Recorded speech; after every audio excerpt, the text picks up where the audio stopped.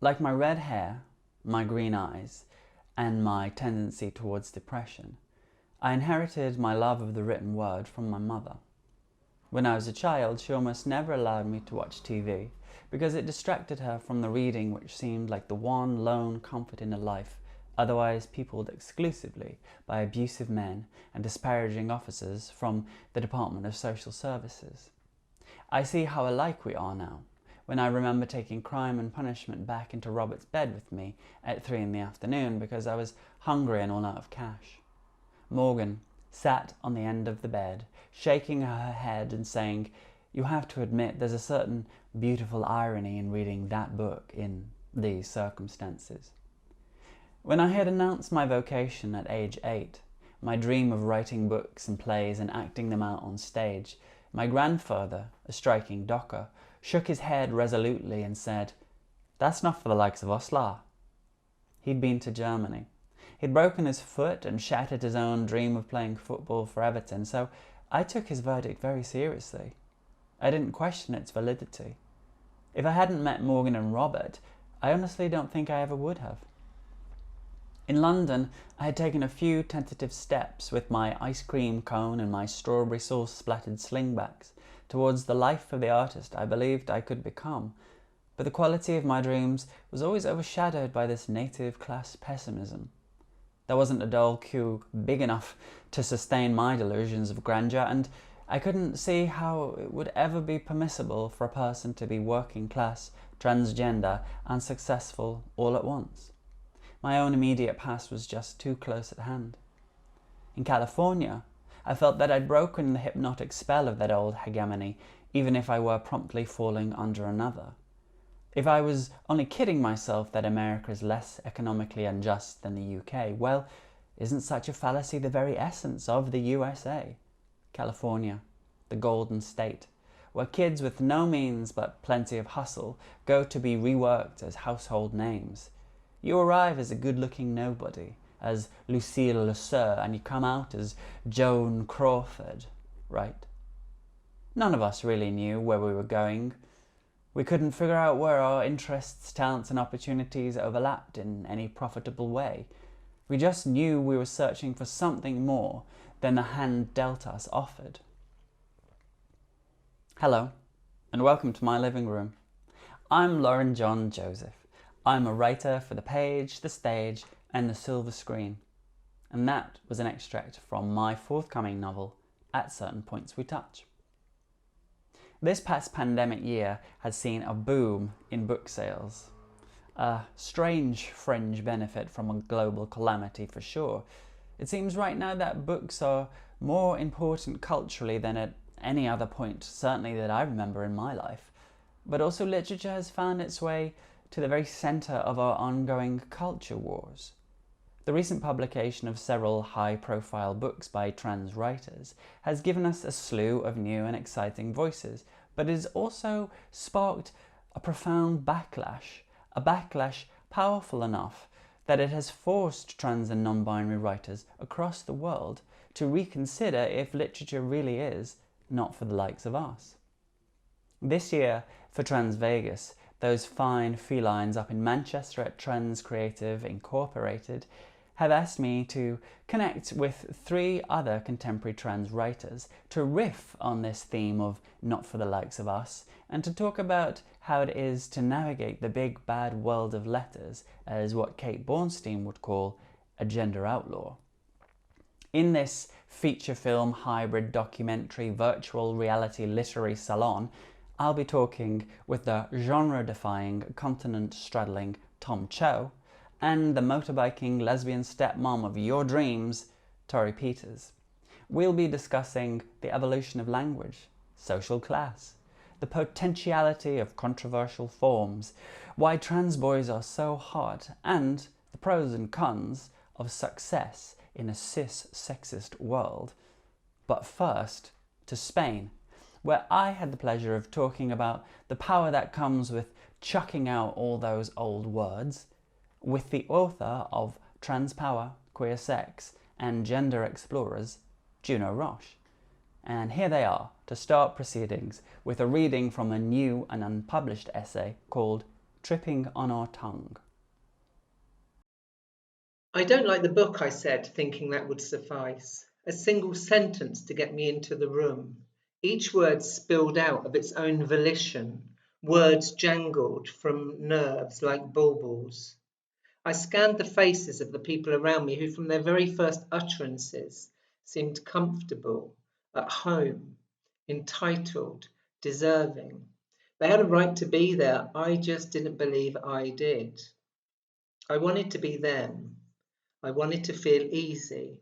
I wanted to slide my knees under the old wooden table and inhale the wonder of my arrival. But I couldn't. I couldn't breathe. I held my breath. I felt faint.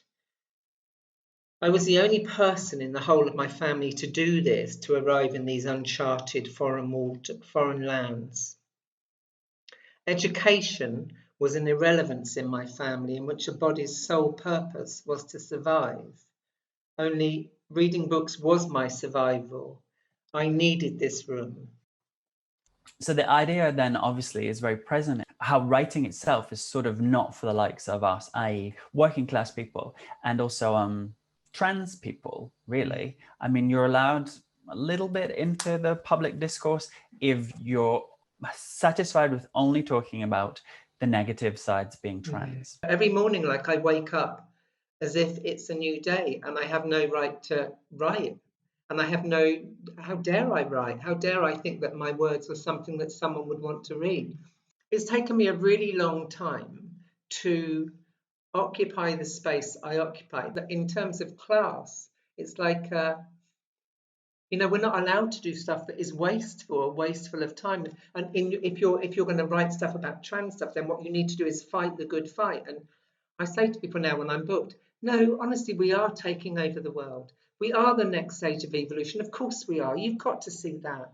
It's like I'm not interested in being good for anyone else anymore. But for years and years and years, I felt like I must, if I do anything in the world, if I produce anything, art or writing or whatever, it must help people. It must be good for people.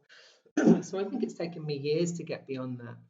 But there's something in writing, so much of the work is the not writing, it's the thinking. It's like Gertrude Stein saying it takes years, really years of doing nothing, absolutely nothing, to become a genius. Or Henry Miller saying that most of the writing happens in the quiet moments when you're not writing. And not only do you need to be able to afford the time to actually sit down and write, but you need to be able to afford the time to think about writing. You kind of need two lives if you're a working class person to sustain yourself. I mean, I'm 57, so I'm clearly closer to 60, but like, it's taken me all these years to get to a point whereby I can't afford the time to be poor enough to write, if that makes sense. I've got the resilience to not want anything more. I just want to be able to write and write better. But I think it's that working class thing. I think working class people, when working class people make it, nothing can stop them, because they drag so much with them. Yeah, and have been told for so long that it's just not going to happen. So by the time you get to make it as a marginalized person, I mean, you've made it in your own head decades before, because you decide when you're 8, you know what I mean? And then you just have like 30 years of people saying no, but in your own mind, you're already there. So it's like Quentin Crisp saying, a person who is ahead of their time doesn't have to worry because time will catch up. Absolutely. I feel that's where we are as trans people, actually. Time is catching up. If you're working class and trans, if you have any other intersections, I mean, I think that there's a kind of sense of it becoming this massive thing that you carry around, and somehow you have to deal with that you carry around before you can start working, and that's the work, really, a lot of the work. And in doing that, I think I found a lot of the stuff that I wanted to write about as well. Yes, I suppose that trans people and working class people and other marginalized people aren't really allowed to sort of step into a universal persona. You can only represent your experience in a way that no one expects, I don't know, Jonathan Franzen to only write from his exact lived experience. And so that's kind of an exciting thing about the way forms are moving. And when I read Queer Sex, I was really interested in how that wasn't the book I expected it to be. I thought it was a book of interviews, and it is, but there's also this meta narrative of how you enter the interview process and how you think about yourself in relation to the interviews you're performing, and how the creative process like is ongoing and altering who you are as a creative person. Yeah. And that form was really exciting. Like, I realise now, even after writing the book, so the book I've just written, which is probably my biggest book, has no interviews. It's just a book about class, about past, about addiction, about dysfunction, really, about the dysfunction of being working class in a country that is class-based. It can only ever end badly. You know, it can end well, but it will always be tainted by that kind of by the weight of the stuff that you carry around. And so I write in the way that I do. And I think that for me, because of my feeling like I don't have the right to write books, books became something else to me. They became about journeys. Yeah, I mean, I've loved writing these books. I've had a complete joy this last few years writing the stuff I've written and writing this one, and then hopefully going on to do what I'm going to do next. So how has that been then, the move from the interviews to this new book, the book about class, which has no interviews? Yeah, good really, because in a way I am interviewing people, because I write a lot about my dad. I write a lot about, you know, my dad was like a million and one other working class men who were brought up to be brought up and told that they would be the king of the street.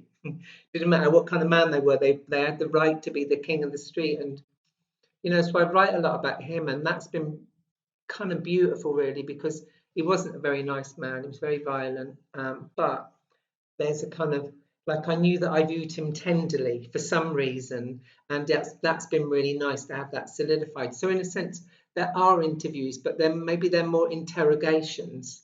So you know, I've done a lot about my family history and looked at, you know, where we came from, and generations and generations of people not wanting to be poor has a kind of cumulative effect. And so in a sense, I feel like I've had really interesting and exciting interrogations of people that aren't here. It's been a really tough gig. For me as a writer, I'm a changed person by this book, because I really feel like I own words differently and they own me differently. So now I'm just going to read from the opening of my second book, which is Trans Power. I feel transgressive. I feel hybrid, but not first stage hybrid like the early semi-electric cars that only went at 4 miles per hour and had the battery life of an aged alarm clock. No, I feel developed hybrid or sophisticated hybrid, like a new species that has existed for a while yet has seldom been encountered. So we don't have the words to describe them or to describe me. Like a hybrid that at one point in history was born of male and female expectations, but now is something completely different. Trans, just a prefix. There's no need for woman as in trans woman or gender as in transgender. I like the thought that we as trans are a prefix to some change that is brilliantly underway, but as of yet unresolved and maybe even partially unrecognisable. People, feminists, some biological essentialists and bigots are still arguing the logic of the smattering of the stuff they know and accept, the gender constructs and constraints. They can't see that a fucking party has truly started, off over there in the far corner, fireworks exploding, drowning out their pointless skirmishes over the word real. We are the prefix to change, and we can see from this backlash and the emerging fundamental differences in our gendered landscape that change is afoot. The genie is way out of the bottle. They know deep down that we are winning, and so they should, because we are only adding to this world, not subtracting. I suppose also that kind of touches in with that great piece you wrote not so long ago about how you're no longer using the word woman. And so again, we come back to this idea of not for the likes of us. It seems as though it's quite freeing for you to like let go of that word. I think for me, letting go of all words that describe me, the more words I let go of. The only word I've ever found that is, and I think just before that bit that I read out, there's a line just above it which says, "My transness feels vast and open like the Serengeti Plains." Trans was always my destination. I can see it now. That's where I've always been heading. Not to woman or man. I hate being pinned down like that. And I think I did. I mean, instantly. I would say to people that having surgery was the queerest thing I ever did. Because when my surgeon said, "I'm going to make you look real," I'd been reading Baudrillard and I thought, fuck me, this is a dangerous situation. Because if I just look real, it means that, and I remember wanting to say to him, well, based on whose vagina? Who am I a copy of? I need to know. I need to track down the original cunt and find out where I belong. So for me, the more words I got rid of, that were words that meant that I looked like something, the more I felt able to be in my body. And I don't like the word woman. For me, it doesn't mean it's as meaningless to me as the word man was. And I think there is something very exciting about we're obviously resisting a binary, but talking about how there's no essential original to refer to, and how the trans experience sort of heightens that, to use a loaded term, performativity of gender, which when obviously we talk about performativity of gender, we're not saying it's a performance. We're saying there is no original to which we refer. Absolutely. So we're all creating our own gender as we present it and perform it in the world. And that's kind of what trans encapsulates, doesn't it? And I think that we're in a moment which is so beyond how we could have even thought about things 5 or 10 years ago, when there was a great acceptance for like, oh, well, they were A, now they're B. And now there's people's genders change on a weekly, daily, hourly basis. People's genders change in conversation with who they're with. There's no mileage anymore in the old way. If there was mileage in the old way, it might be fun, because I think that performances are fun. I think that binary can be really fun. It can be sexy, it can be fun, it can be playful. Because in a sense, there's something so wildly exciting about standing on the edge of this kind of trans precipice, which is about rebuilding society. And that's what I see transness as doing. It's not just about this thing around people think it's about gender identity. I don't think it is. I think it's about a new way of being. And I'm not saying that in a wanky way. I'm really old. I've lived through lots of different kind of manifestations of queerness, but this feels like the first time that something is truly new. When I look at young people that describe themselves as trans or fluid or gender fluid or non-binary, and I see that they're really breaking down things structurally. They're changing buildings, they're changing pronouns, they're changing language, they're beginning to rebuild it. And we're in a really gritty bit at the moment. I think it's truly exciting. I'm excited by us, and I'm excited by the place that we're in, and I'm interested in us and the world that we're going to build. Yeah, and there has also been, I feel like, a real shift from, again, 5 or 10 years ago, from the idea that if you were trans, the thing that you had to do was get a cis partner, and then you would have like one. You would have been like, this cis person thinks I'm sexy. Yeah, well, that's the kind of thing about the kind of depth test day that I write about. I've written about that a few times. I wrote about that for Bitch magazine because it's really important to me that 5 days after surgery, the surgeon comes round with a speculum, bangs it inside of you as far as it will go, and tells you how much depth you've got. It's just about being fucked. Yeah. It's like and I write about it like he was like a punter. He was like every punter I'd ever had that had just pushed it in and not asked. It's like, how dare you describe my gender, my journey in relation to how much depth I've got for a cock? It's like, if I want that, I'll do it myself. But no one asks for that. They do it. That's their method of deciding how successful we are and how successful they are, actually, because it's all about them. It's all about their kind of godlike production of this.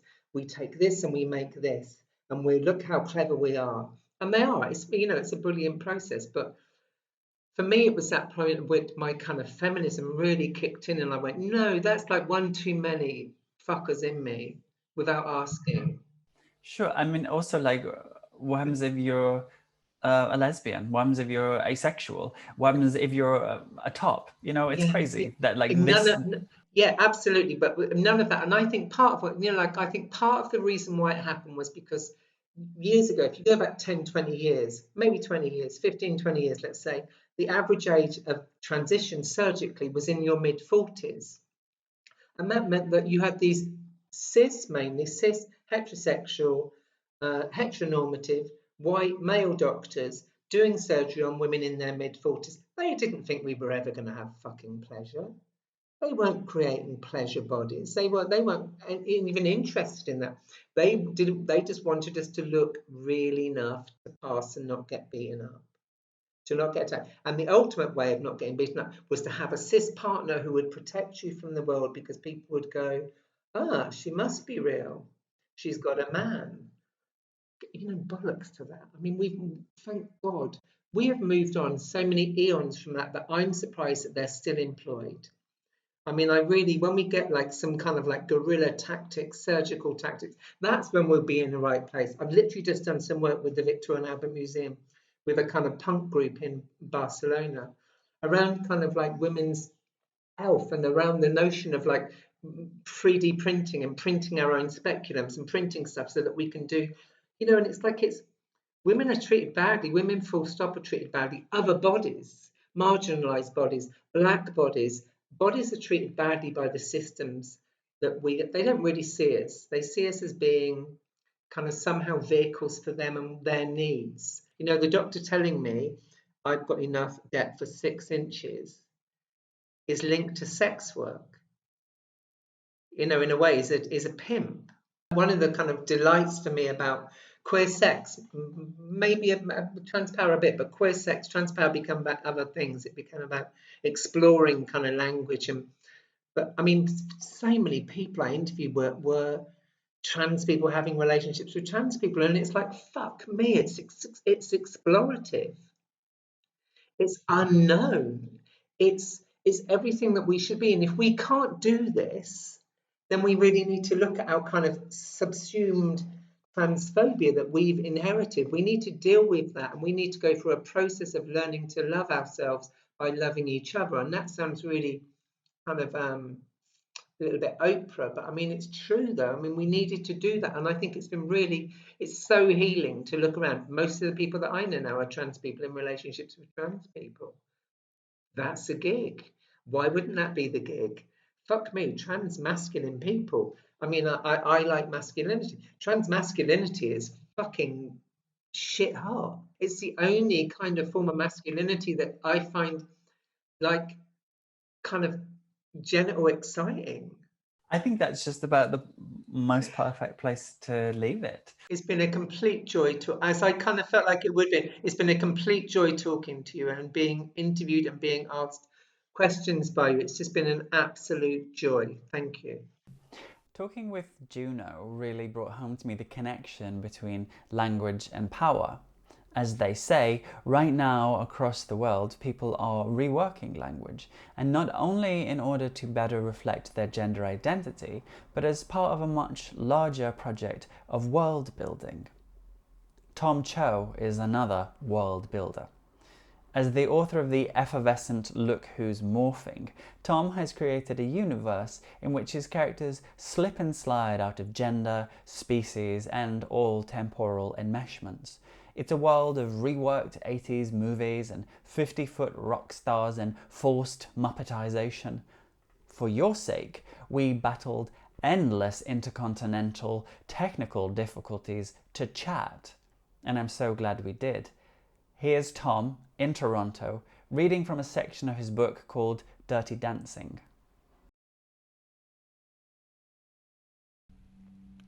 This is the summer of 1963, and everybody's calling me Baby. I'm at a resort with my Auntie Feng and Uncle Stan for a holiday. The resort is on a small island that's located 10 miles off the coast of North Devon, where the Atlantic meets the Bristol Channel. My auntie and uncle think the resort is very exciting, and they soon get involved in all the resort activities: golf, macrame, etc. Me? I think the only moderately. As it turns out, Johnny ends up teaching me the mambo in preparation for a dance performance together, and so we start spending a lot of time with one another. In fact, one night, Johnny and I find ourselves alone in his cabin. At first, we're just talking about our favourite 80s television shows and pop songs. But there's something in the way that discussions about popular culture can bring people together, and hence our conversation soon leads to Johnny and me having sex. The thing is, while Johnny looks very nice and all, I do not really feel very in the moment. In fact, as Johnny is panting and thrusting, I feel very detached from the experience. It is like I am a bystander, looking on as someone else is having sex with Johnny. And that someone else is a Caucasian man with a moustache. This man is tall and very well built. He's wearing a leather cap and leather chaps. His name? Bruce. I watch as Bruce and Johnny spend all night having the hottest sex you can imagine. The next morning, Bruce and Johnny get out of bed. They're feeling tired from a lack of sleep from the night before, but they're also pleased about the sex that they've had and the fact that they've gotten together. They hope that everyone else is going to be pleased that they are now a couple. But it turns out that Auntie Feng is not pleased about them being together at all, and I look on need to have a relationship that is more like the one she has with Uncle Stan. Uncle Stan first met Auntie Feng when he went on a business trip to Shanghai in 1968. Uncle Stan then brought Auntie Feng over to Australia to be his wife. Theirs is a marriage of convenience. She has a type of rare green algae growing on her, and he has a rare type of fungus growing on him, such that her green algae receives water and nutrient salts from his fungus, and in turn his fungus gains nutrients synthesized from her green algae. Bruce tells Auntie Feng that he could never have a relationship as perfect as the one she and Uncle Stan have, but Auntie Feng still refuses to give him and Johnny her approval. Thus, over the next few days, things are not looking so good for Bruce and Johnny. But a few nights later, in Johnny's cabin, there is a breakthrough. Bruce is right in the middle of having sex with Johnny when he discovers that Johnny has a special kind of intracellular, and in turn, Bruce's enzyme protects Johnny from the harmful hydrogen peroxide that is a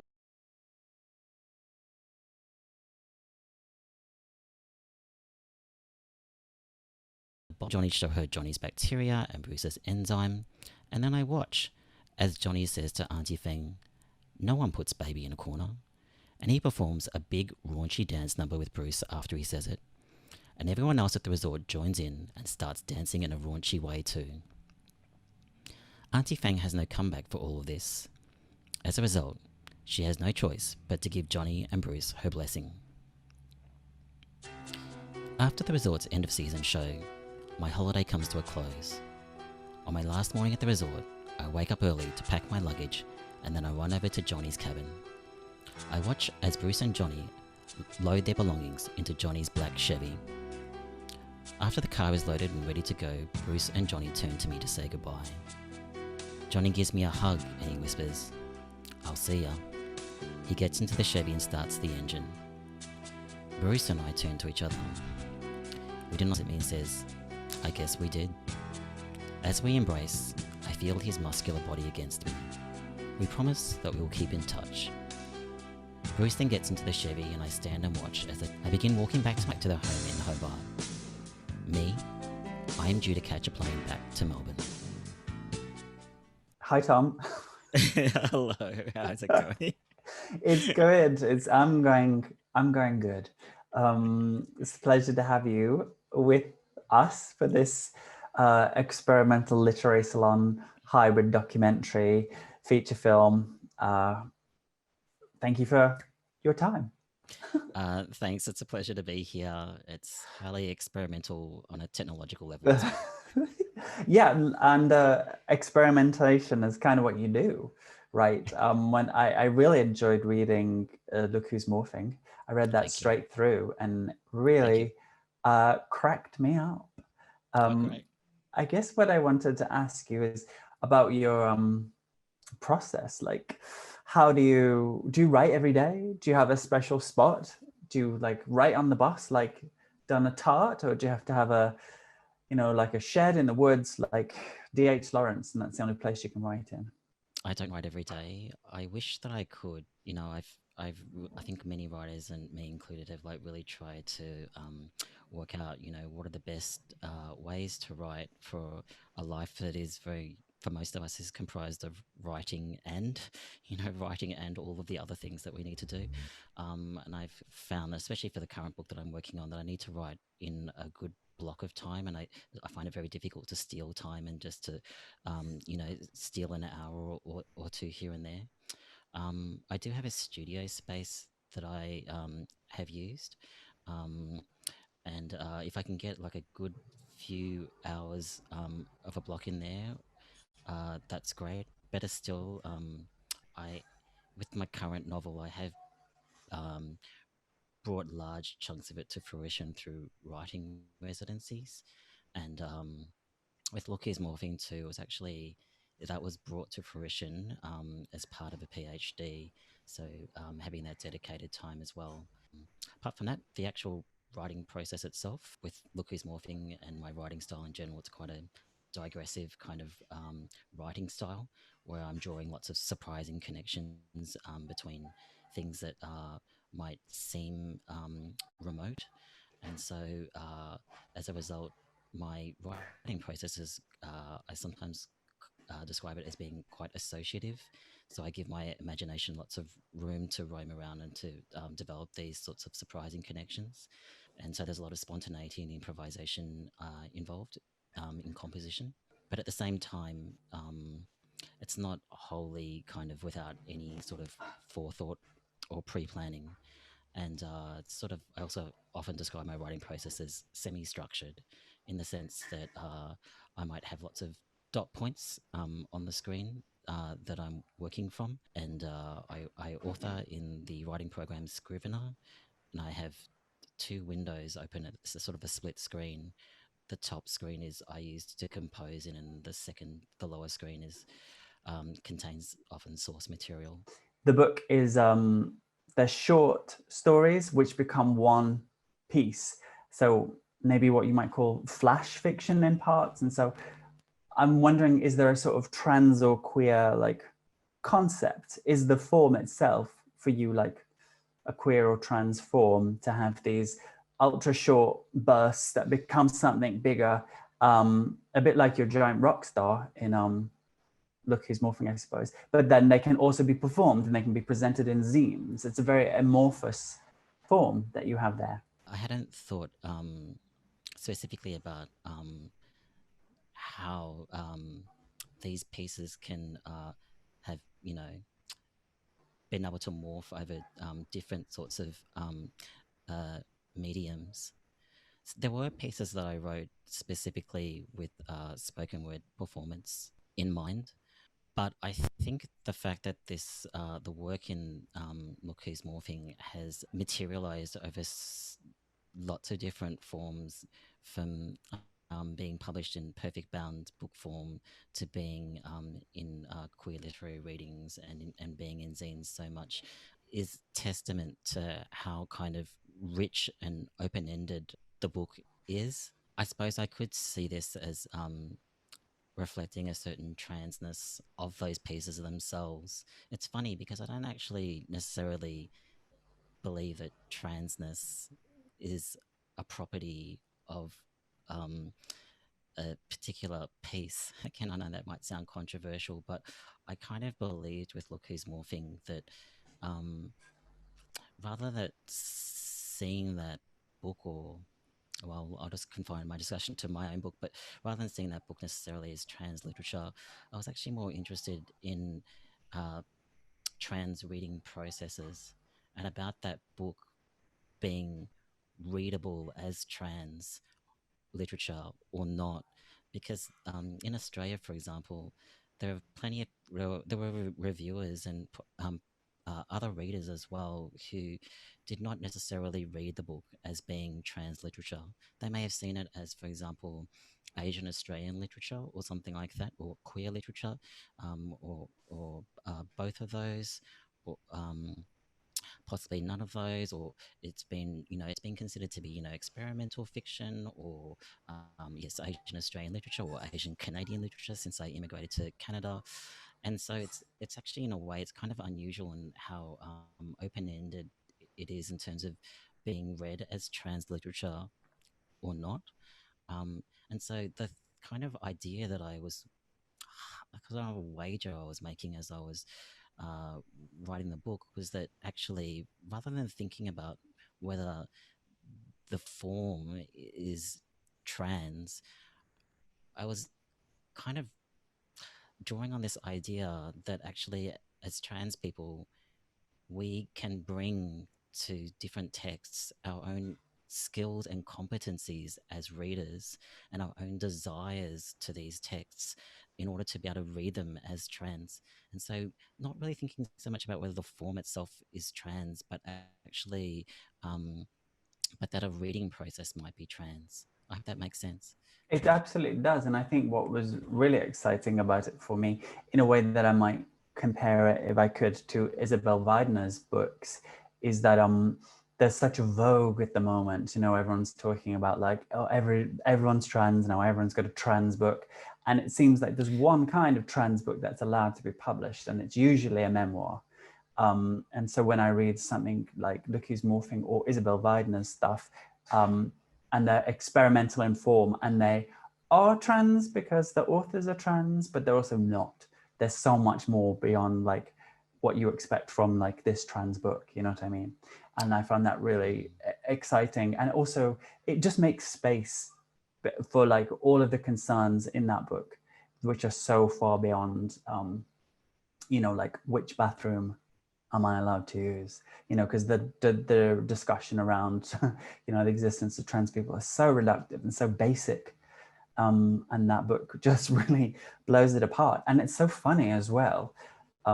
So I wanted to ask, like, how do you feel about, how does humor figure into your work, especially in a time that is so serious and with a topic that seems, serious too? Like, how do you like rev yourself up to be both, as you said, like controversial in some of your ideas, but also like entertaining in a way, humorous? Humor is a bit of a barometer, I think, in my writing, in terms of, I suppose, efficacy, in the sense that it doesn't really feel like it's working to me unless it's funny while I'm writing. That said, as you pointed out, the book is also quite serious in its own ways, and so I guess the book, for me, its central theme is identity, but our ideas of identity, including trans identities, can rest on such ridiculous and illogical ideas, such as the idea that there's only those two and only two genders. And so a lot of my humor involved kind of twisting that kind of logic, and it was quite satisfying to do that. So I think my final question is sort of in two parts. I wanted to know, you've mentioned the novel that you're currently writing. If you could tell us a little bit about that, a little brief bit about that, and also the next thing that you're looking forward to reading yourself as a reader. Well, the novel that I'm working on, which I've been working on for a very long time, I'm shocked and delighted and very happy for you about your 3 months of writing your own work. I could never do that. But so it's a 4-chapter novel that's set in the future, a future with a lot of robots in it. And each chapter of this novel attempts to address and respond to a different philosophical question, mostly about religion, actually. So, for example, one of the chapters addresses the question, does God exist? the chapter that I'm currently working on now, which is the last chapter in the book, considers the question, can only one religion be true?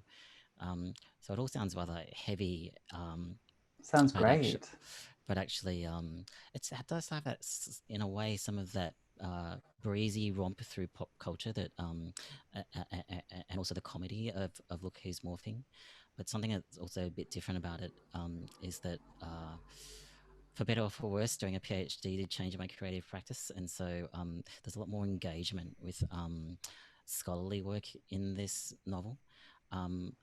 But also, I think it's testament also to my kind of very restless and sort of promiscuous ways of reading, I suppose. But just as Look Who's Morphing contains, a range of influences, this novel roams around all kinds of directions, including scholarly directions, and draws not only from, say, philosophy of religion and theology, but draws some linguistics and art theory and fat studies, and it's very richly interdisciplinary.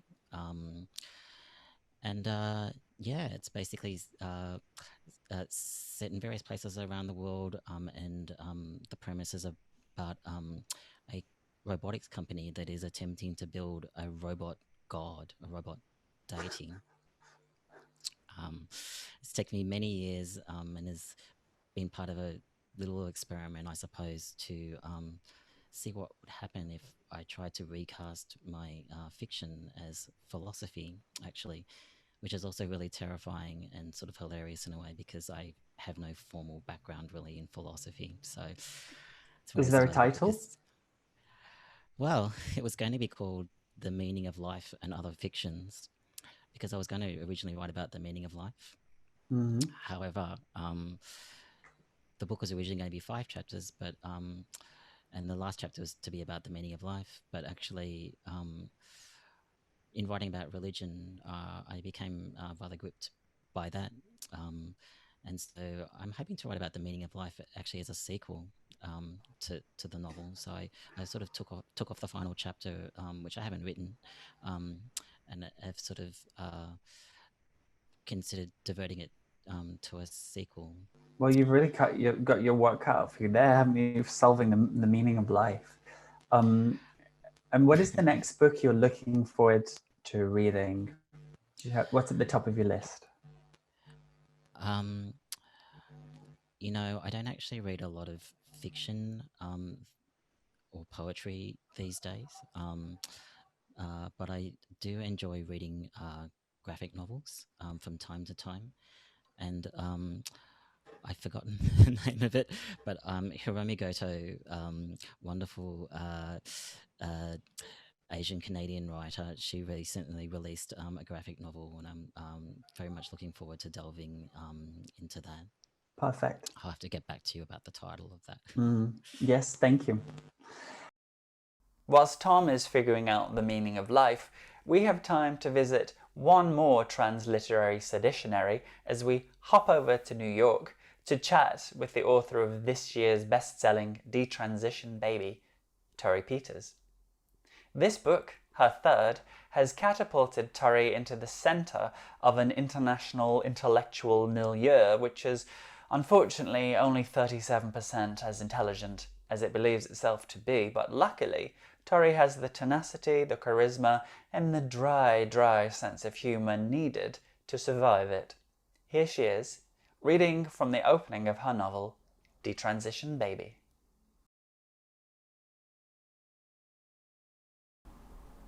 The question, for Reese, were married men just desperately attractive to her? Or was the pool of men who were available to her as a trans woman only those who had already locked down a cis wife and could now explore with her? The easy answer, the one all her girls advocated, was to call men dogs. But now, here's Reese, sneaking around with another handsome, charming, motherfucking cheater. Look at her, wearing a black lace dress and sitting in his parked Beamer, waiting while he goes into Dwayne Reed to buy condoms. Then she's going to let him come back over to her apartment, avoid the pointed glare of her roommate, Iris, and have him fuck her right on the trite floral bedspread that the last married dude bought for her so that her room would seem a little more girly and naughty when he snuck away from his wife. Reese had already diagnosed her own problem. She didn't know how to be alone. She fled from her own company, from her own solitude. Along with telling her how awful her cheating men were, her friends also told her that after 2 major breakups, she needed time to learn to be herself by herself. She couldn't be alone in any kind of moderate way. Give her a week to herself and she began to isolate, cultivating an ash pile of loneliness that built on itself exponentially until she was daydreaming about selling everything and drifting away on a boat towards nowhere. To jolt herself back into life, she went on Grindr or Tinder or whatever and administered 10,000 volts to the heart by chasing the most dramatic tachycardia of affair she could find. Married men were the best for fleeing loneliness because married men also didn't know how to be alone. Married men were experts at being together and not letting go until death do us part. With the pretense of setting the boundaries of just an affair, Reese would swan dive super deep, super hard. By telling herself it would be just a fling, she gave herself permission to fulfill every secret fetish the guy had ever dreamed of, to unearth his every secret hurt, to debase herself in the most lush, vicious, and unsustainable ways, then collapse into resentment, sadness, and spite that it had been just a fling, because hadn't she been brave enough and vulnerable enough to dive super deep, super hard? She saw herself as attractive, round face, and full figure, but she didn't pretend that she stopped traffic, nor did she frequently note people standing around to admire the harvests of her brain. But with the right kind of man, she bore a genius for drama. She could distill it and flame it like jet fuel when solitude chilled her bones. Her man this time was similar to her others, a handsome, married alpha type who put her on a leash in the bedroom. Only this one was better because he was an HIV-positive cowboy-turned-lawyer. He had a thing for trans girls and had seroconverted while cheating on his wife with a trans woman, and the wife had stayed with him, and now he was at it again with Reese. Whee! Thanks.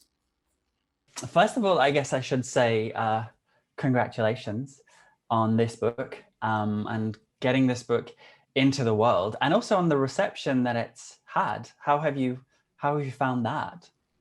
I mean, I've been pretty happy with this process. I haven't always been happy with the publishing industry, and I did a lot to sort of go my own way. I think actually for the better part of my career, and this was my first foray into publishing with a big press.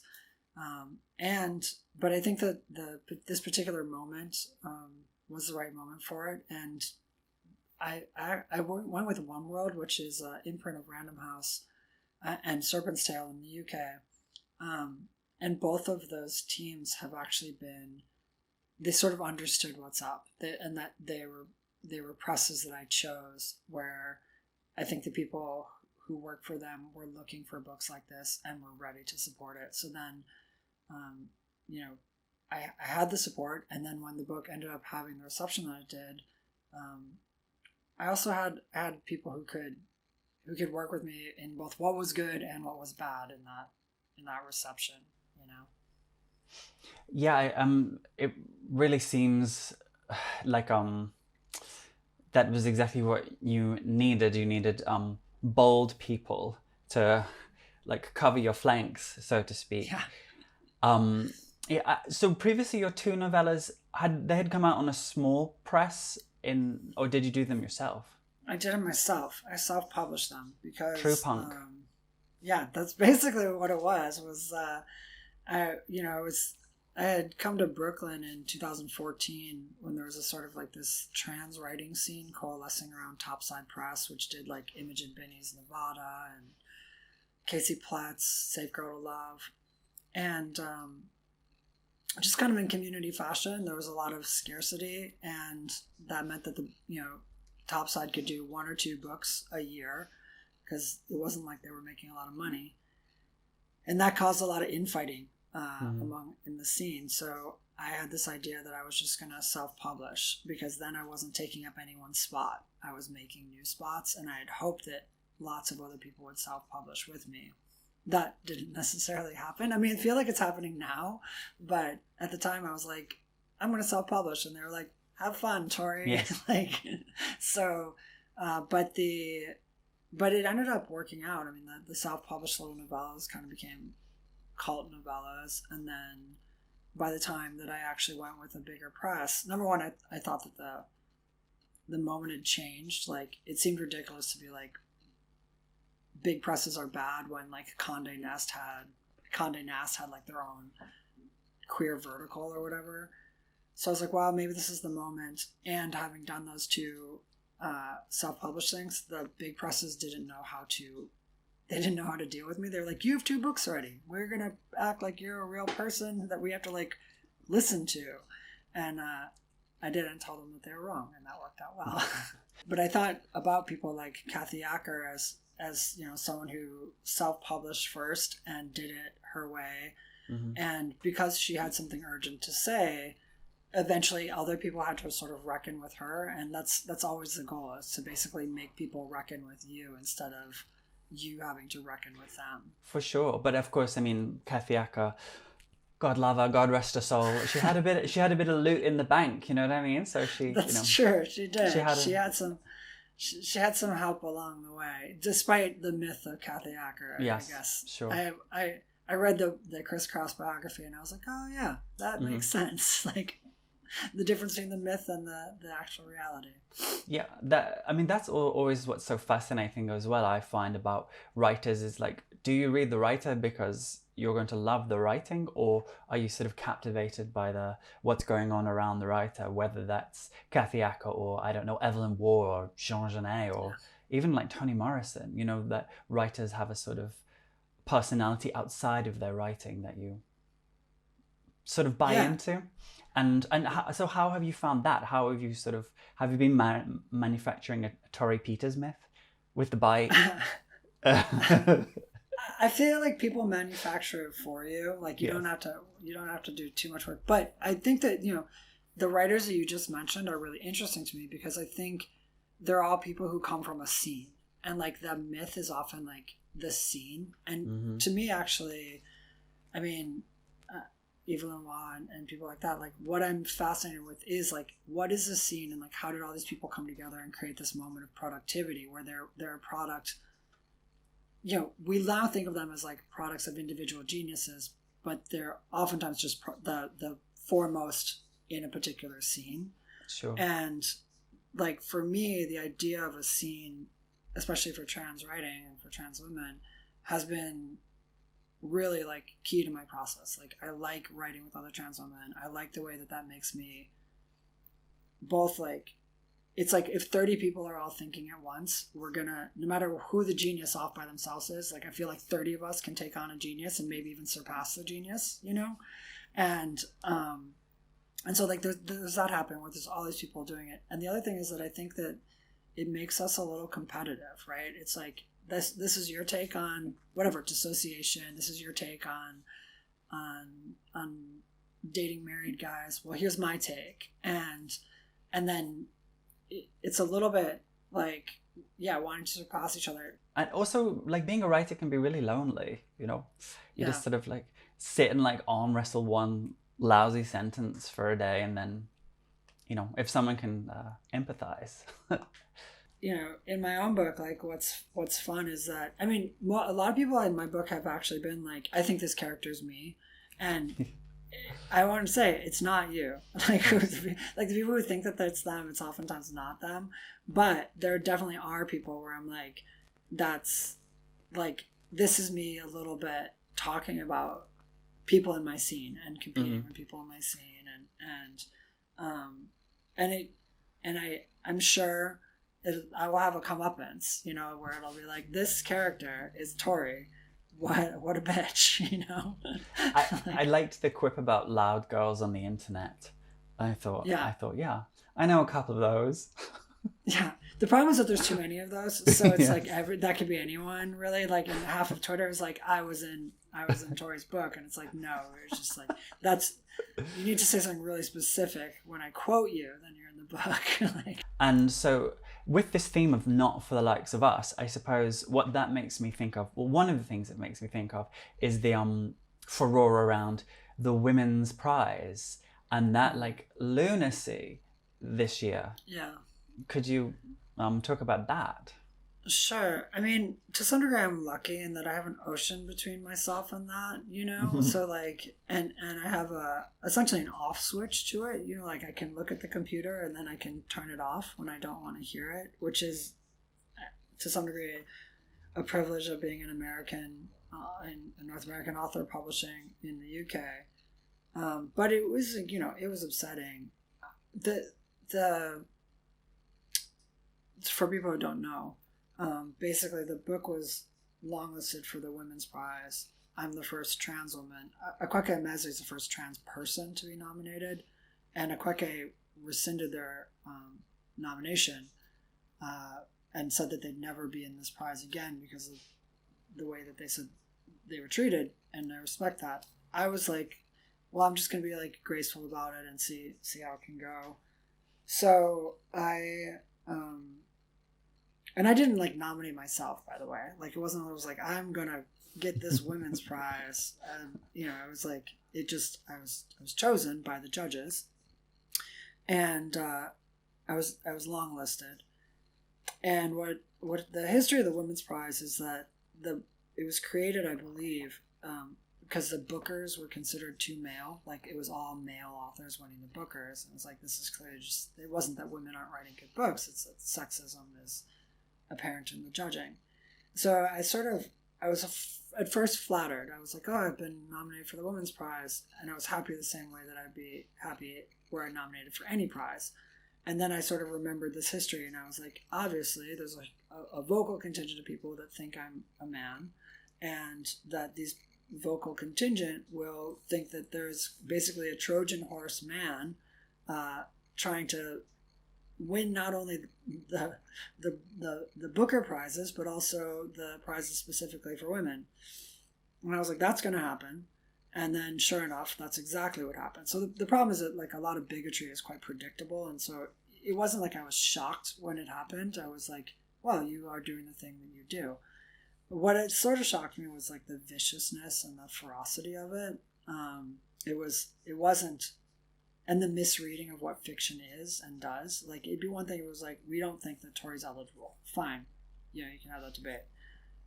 To basically be like, we don't think Torrey's eligible and we want her gone, so we're going to seek to just be horrible in the most sort of base and old homophobic ways. That was surprising to me, because that's not exactly how it happens in the US. And not only did they go after me, they went after the judges, who are all cis women, you know. So it was like, it's like, here's this women's prize, and what are you doing? You're attacking a bunch of accomplished women who are cis women who are judges, and on behalf of, like, and that's like how this bigotry always works. It's like, we hate trans women, and then who do you attack? Cis women, because it's just bad for women, this kind of bigotry. So so that happened, and I'd never experienced it before, that kind of hatred directed. I mean, it really was hatred directed right at me. And it took me like a week to sort of be like, actually, this stuff isn't real. These people don't matter. I can sort of sort the signal from the noise and see that actually people really like this book. And sure enough, when this happened, a number of like British writers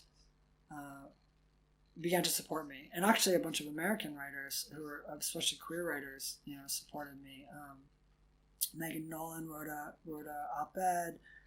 Nishi Dolan wrote in support of me, and you know, and these are all people. These are good writers, and I was like, if I have to be on a team, I want to be on a team with them. And eventually, the point is that eventually the book became, I think it was like a number 5 bestseller on the Times. Yes, it was. And it didn't end up making the short list. Whether or not, you know, and I want to extend good faith to the judges to say that it didn't make the short list just simply because they didn't think it was a good enough book, and that's fair. But the thing is, if I had to choose between winning the prize, not just shortlisting, but winning the prize, or having the sort of like outpouring of affection and support that I ended up getting in the UK, I would choose the latter. Like, I would want to connect with readers. I would want them to feel that they support the book, and that they got something out of it, and that what they read and what they thought, that it matters. That, so in a certain way, although the bigotry was bracing, the actual outcome was better than I could have ever hoped for. It was better than having won. I think there's such a pragmatic response to it. I mean, when you think about the number of authors who've won huge prizes very early in their career and then sort of disappeared. I mean, Right. Prizes are nice, but if you get into this game to win prizes, you're in the wrong business. You know what I mean? Right.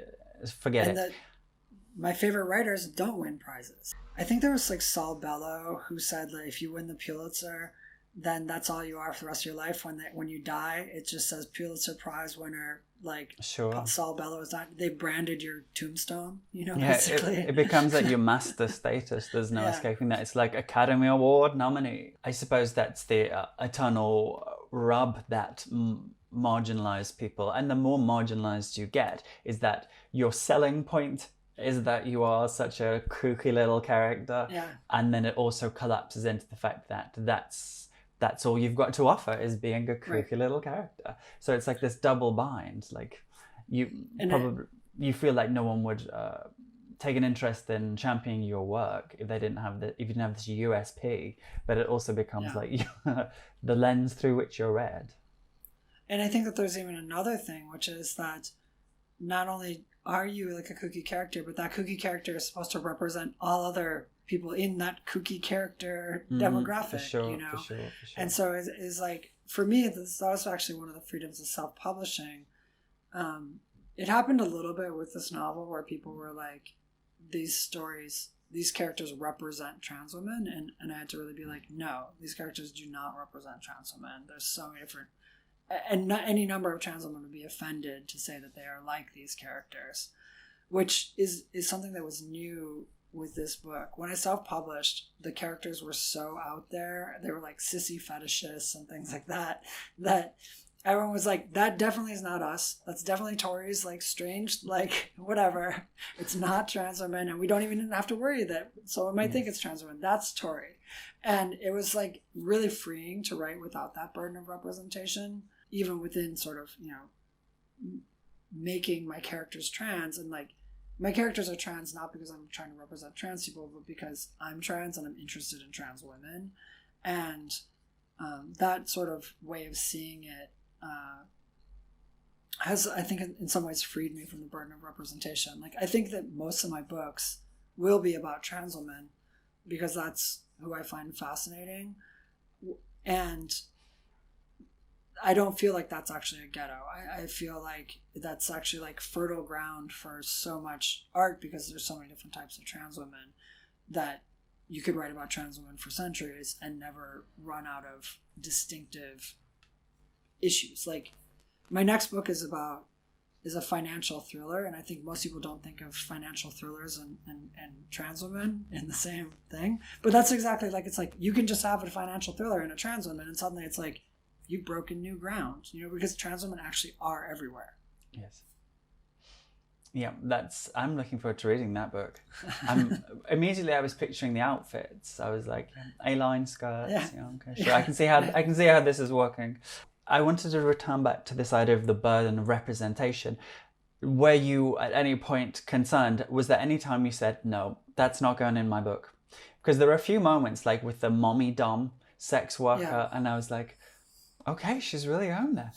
Were there any moments where you're just like, no, I can't put that in. I'll just keep that in my notebook. That's just a step too far. Usually if I have that means it's a good thing, right? Like, especially if I'm like making myself like almost like cringe and laugh as I'm writing, like I felt like that a lot during the glamour boutique scenes when I was, when I was writing about that, I was like, ooh, like, and I would sort of giggle when I wrote. And it's like, if I'm giggling when I'm writing, that's like, that's where you stay. It is uncomfortable. That's where you stay. And like, to speak to, I'm trying to remember that. I'm trying to remember that experience of like how it feels to like write something naughty in my body, like that, like the like it's gonna get me in trouble, like that, and knowing that that's a good place, because I think that one of the things is that because this book has gone so much further than I ever expected it to, and because, you know, it was precisely scenes like that that caused me to be attacked by transphobes, that I'm trying to not have been burned, right? Because I want to go to my next book and I want to be able to be like, I'm going in. I'm gonna make myself laugh. I'm gonna be like, this is the stuff I'm not supposed to say, and I'm gonna say it without having to picture like, this is gonna be painful in 3 years. You know, like that's what like I feel like I almost have to like wait another 6 months before I try and write again, because the chilling effect of all that transphobia during the Women's Prize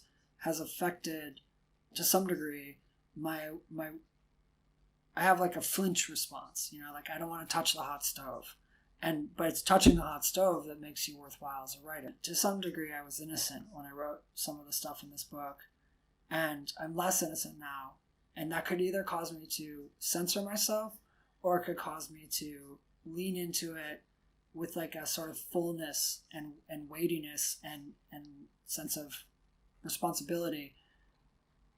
Ownership, I guess, is the word I'm trying to say for it. And I'm hoping that the result is the latter. I mean, writing is it's a thing that's really alive. It has a rap as being something dusted on the bookshelf and, oh God, do I have to? But people who love reading and people who love writing, it's very alive to them. It's like this, you know, the theory of the wasp in the orchard. They're like co-creating each other, the writer and the reader.